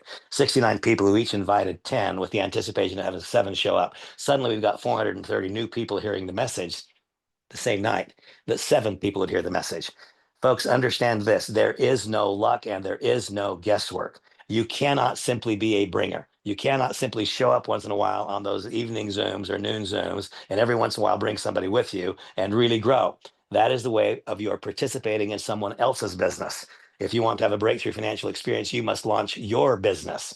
The way for you to launch your business is to contact me or some other member of the Upline Leadership Group and say, I need to schedule my first private small group launch event. When can you help me do it? And you pick one of us who's able to help, and one of us will be there to help. That's the truth. And now suddenly, if we have these 69 people who each had 7 people do that between now and Friday, 430 new people see the business. Out of that 430, you would have something so staggeringly close to 400 new applications, 400 new opportunities for volume, 400 new direct sales commissions, 400 new unilevel payouts, 400 new infinities, 400 new check matches. And that's what that leads to. That leads to more people wanting to do the same thing next week. Understand that that which persists will tend to, that which exists will tend to persist. And so right now, what exists? Right now, we show up at 1 or 2 of the Zooms per week. We bring 1 or 2 people with us per week. That's exists today. And that is what will persist unless we shock the system. How about if these 69 people shock the system? Create a preliminary candidate list of 6, 8, 10 people. Let us help you craft a script to invite them to your private launch session. Do your private launch session between now and Saturday night. You can launch a business between now and then. If you keep doing what you're doing right now, you will not launch a business between now and the weekend. If you alter your behaviors a tiny bit in light of what I'm describing to you right now, you can launch a business between now and the weekend. Step number 7, and by the way, it is an activity to write down a list of names. It is a skill to learn to so live our lives so that our candidate list is constantly growing in front of us. I am already experiencing the magic of what LevAI can do for that. And today, again, what am I talking about? I'm talking about basic business building principles that have been a part of my career forever. Tomorrow, I'll no doubt do another training, and I will shift my gear back over towards the LevAI tool suite, showing you how to use the tool for the business. But right now, what I want is to get people engaged in the behaviors that have created $5 billion in sales in my career. If we put those behaviors onto this product idea, this moment in time in this compensation plan, this can create a 100 times. Notice I've done $5 billion. I just said this can create a 100 times, and it can on the way to it creating 1,000 times if we learn how to apply direct selling principles to the LevAI opportunity. Step number 7 is to master the art of the invitation. That means that we know what to say and what not to say so that our candidate opens their eyes, their ears, and their hearts to possibility. When we master the art of the invitation, that means that we utilize a properly constructed script to let a tool talk. And guess what helps with that so incredibly? It is LevAI. Step number 8 is learning how to present the business in a fashion that can duplicate. How do you propose to learn how to do it? You know how you'll learn? It's surprising how little one learns by logging into those noon or 8 o'clock or 9 o'clock sessions. Why? Because you may or may not have a candidate on it. You've probably seen it 25 times before. And so you're wandering around in your underwear and paying a little bit of attention. How much progress could we expect? Do you suppose you would learn more if it were your 7 invited guests? It was just you, your 7 guests, and a member of the leadership that were presenting the business to them. Would you not be more dialed into it? The answer is 100%. It's not like there's a subtle shift in outcome. You see, most of what I do is not dramatically different from what other people do. Most of what I do is very subtly different from what other people do. But the combination of these subtle differences results in a tremendous, absolutely magnificent change in outcome between what I was taught to do. Now, that's the key. I didn't dream this up. I didn't figure it out. And to the very best of my knowledge, I've never had a single unique thought in my life. What I do is I execute other people's ideas. Nathan Ricks taught me a 10-step process 35 years ago. I've executed that process for the last 35 years and produced $50 million in income. That is the truth. I execute ideas that have been proven to work by other people. And only when I have followed that path so completely for so long that it's become evident to me and to other people that I am better at that process than the person who taught me the process.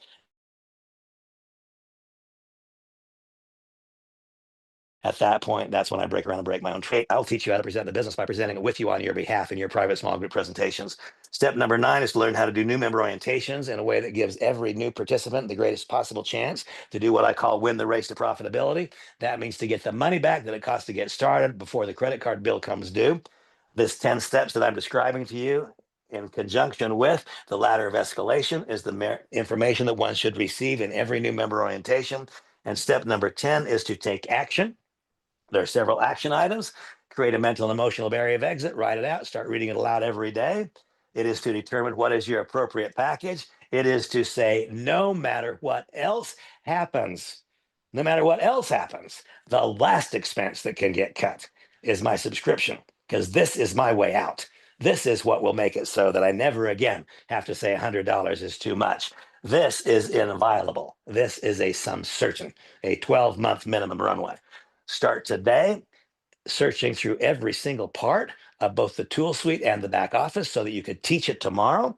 And step number 10, engage in a series of behaviors that keep the positive weight slightly greater than the negative weight.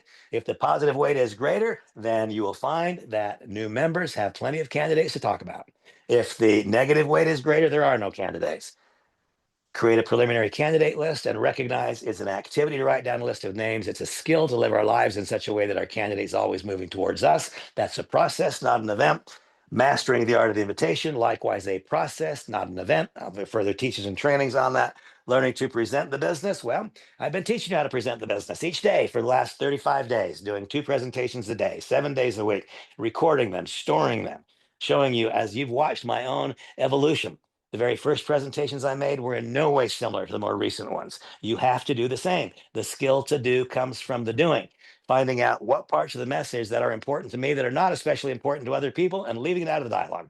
Finding out what are the parts of the presentation that may not have really mattered to me, but it's what most people want to hear, adding those to the dialogue. Constantly course correcting, getting closer and closer back to the center line. I have taught you in the last 5 weeks how I learn. I learn by doing. The way I present the business today is dramatically different than it was 5 weeks ago. That will be the same for you as well. Learn to present the business by presenting the business. I will teach you how by presenting it with you and on your behalf. When I say I'm reflecting, I'm now relating to myself as part of a leadership group. Many of us willing to do likewise. I have just taught you how to do a shell new member orientation. Why could it not be an actual one? Because a real new member orientation is you, your sponsor, a member of the upline, and it's a conversation, not a presentation, because it's based upon what you want to accomplish in your life experience. And then 10, 9, 10 is to take all these action items. Okay, you guys have been really patient with me, stuck around with me for an hour and a half. What is the ladder of escalation? This is the method of operation. This is what we do. Having taken the 10 steps, what do we do? First rung on the ladder of escalation, we identify a candidate and we invite that candidate utilizing a properly constructed script to let a tool talk using our LevAI solution. And when I send that invitation, it is something so simple. It goes like this. Paul, I've appreciated your friendship over the years. I've appreciated your entrepreneurship. Who knows? But I think that we are now on the cusp of the single greatest opportunity of our life as the global adoption of artificial intelligence is upon us. Paul, please take a look at the 90-second video clip below, and then let's you and I talk. Please let me know if you'd like to continue the conversation. Now, that last statement, please let me know if you'd like to continue the conversation. That was important because that means I just taught Paul something important. Remember, every single thing that we do is teaching somebody else what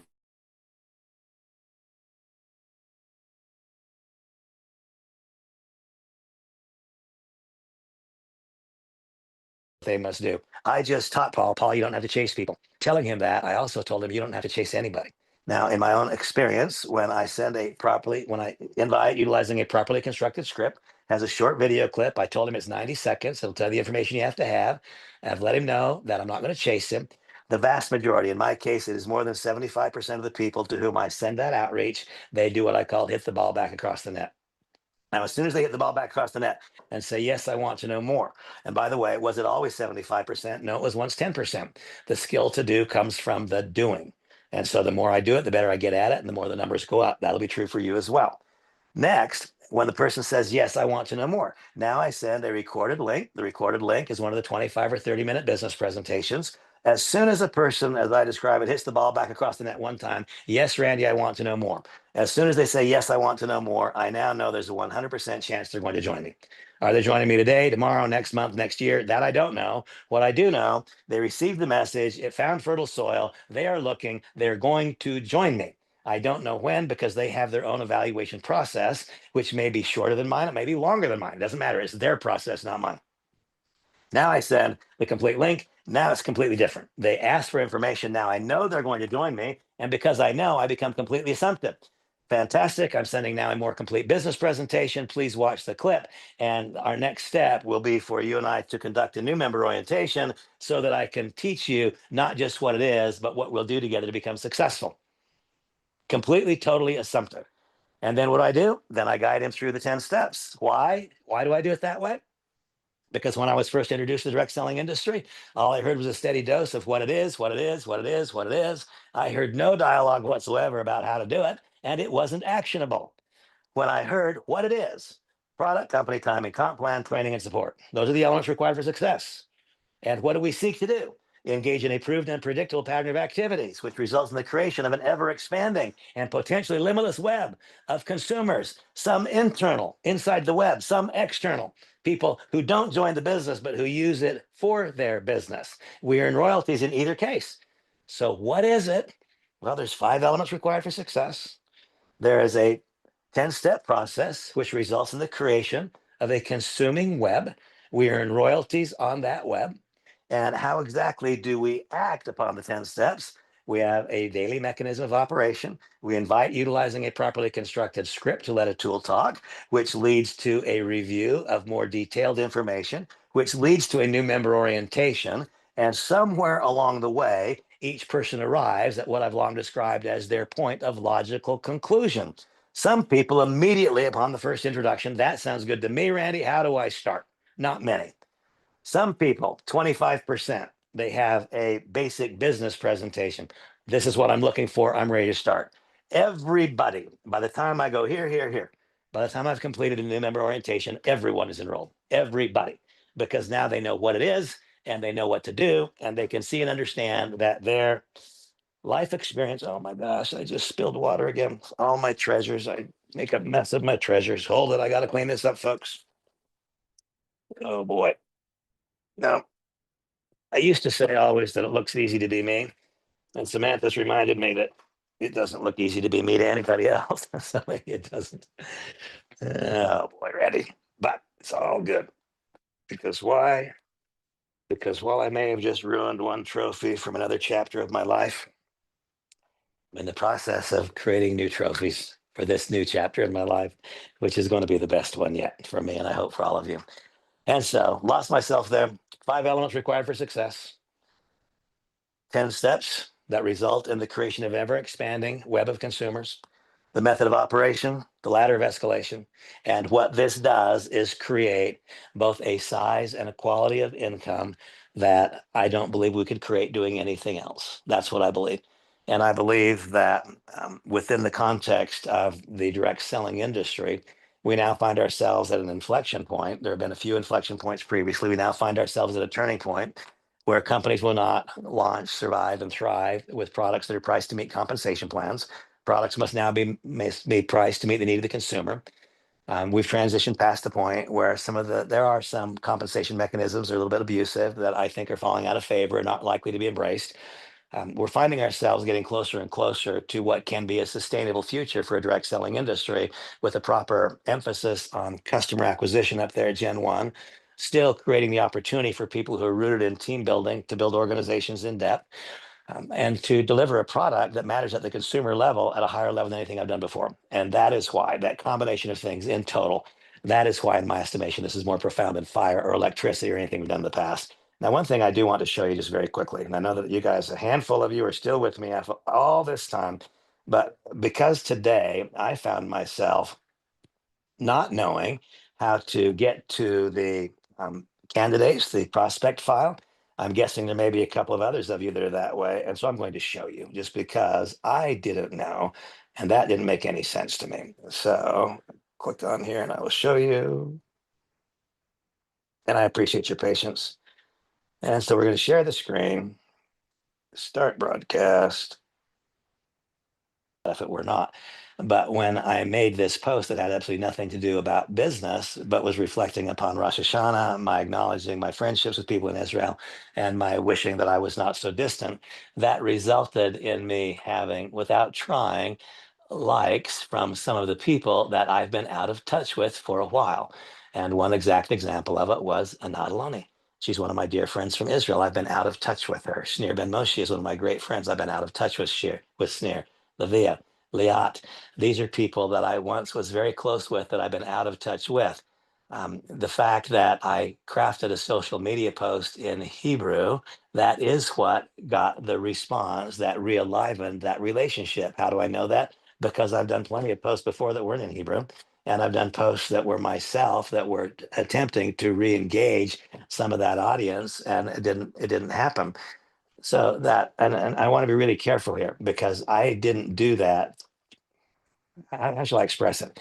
I did it to refresh relationships. That one gentleman, Sneer Ben Moshe, Sneer Sneer actually he was responsible for bringing about 700 Israelis from Israel to a USA convention at one point in time.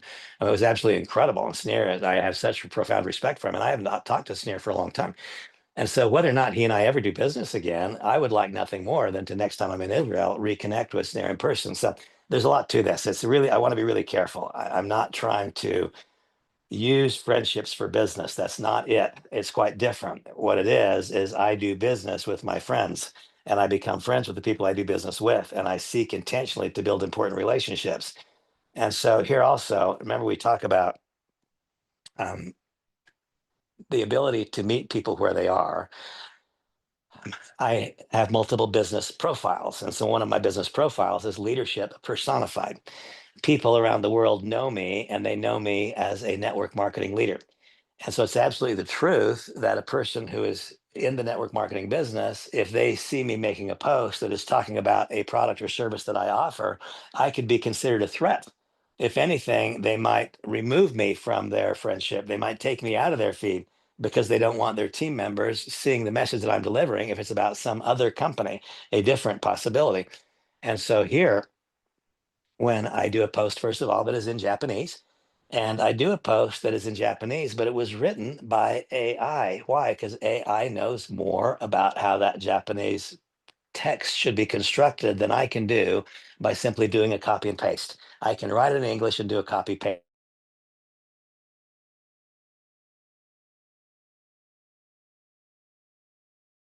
that will not be the same as having that when I show my little boy Bosco with the Japan Rising Sun and when I show the Japanese text, is it not somewhat obvious that that would draw some eyes from my historic Japanese circle of influence that a normal post would not? And the answer is yes. And once again, what do I find? I find here, sure enough, some of my domestic participants paying attention, but what else do I see? Shinyakata, this is one of my great, great relationships that I'm out of touch with. These people are people who, some of them I've done enormous amounts of business with, but I've had no relationship or contact with them for years, literally for years.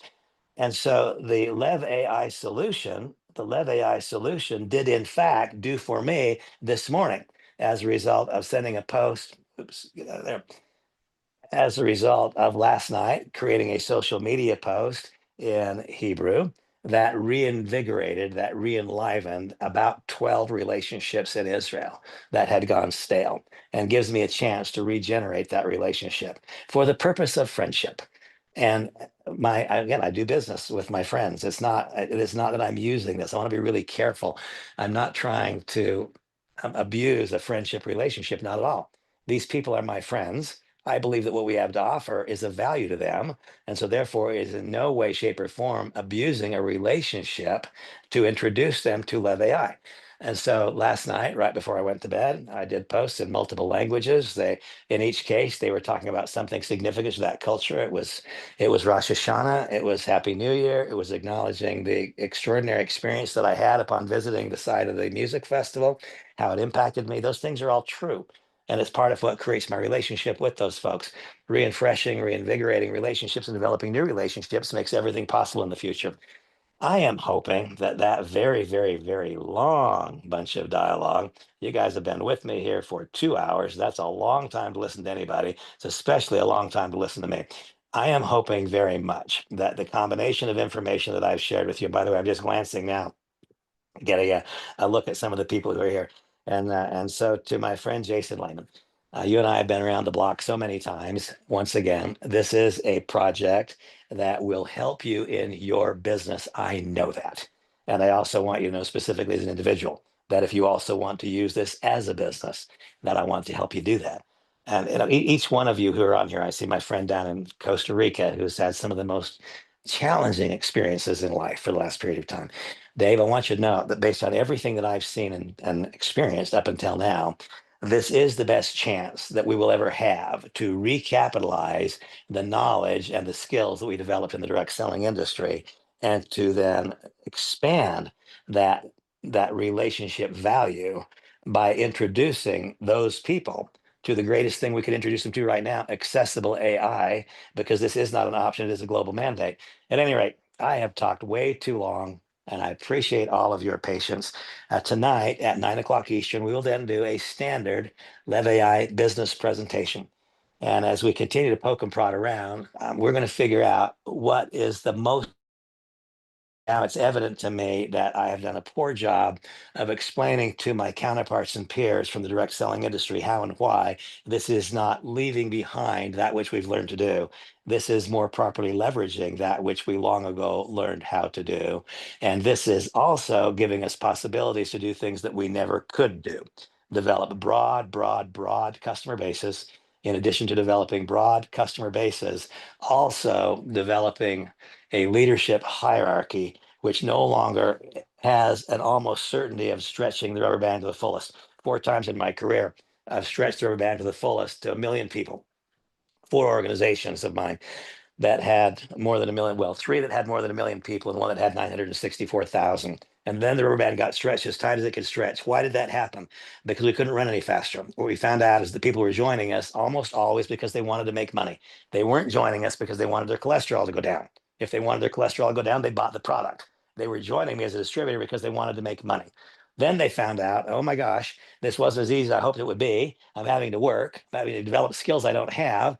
Then they placed a real scrutinizing glance at the product and found out I can buy something like this for half as much money someplace else. And so the fastest I've been able to run has been getting to the point where about the 6-month-old recruit, 90% of them are realizing I'm not making the money I wanted to make. And so they're going to buying the product someplace else. And so I've had to replace 6 months ago's recruit with this month's recruit. And I could never run fast enough to cause that to go past 1 million. That's what stretched the rubber band as tight as it could possibly go. Well, now there's no such thing as a rubber band getting stretched full at 1 million, because every single human being that I know and every single human being that you know will be required by the global mandate to adopt AI. Therefore, we today have the possibility to break the rubber band. There is no limitation. It's as though you can now shoot the arrow into the sky and there is no gravitational pull. That's the way I vision this. We can shoot the arrow into the sky, but there is no gravitational pull. And so there's no limit to how high it can go. I keep trying to come up with ways to properly describe what I think is an unbelievable opportunity. Folks, you've been very kind to give me all this time. Have the best day yet, and we'll see you along the way. Bye bye.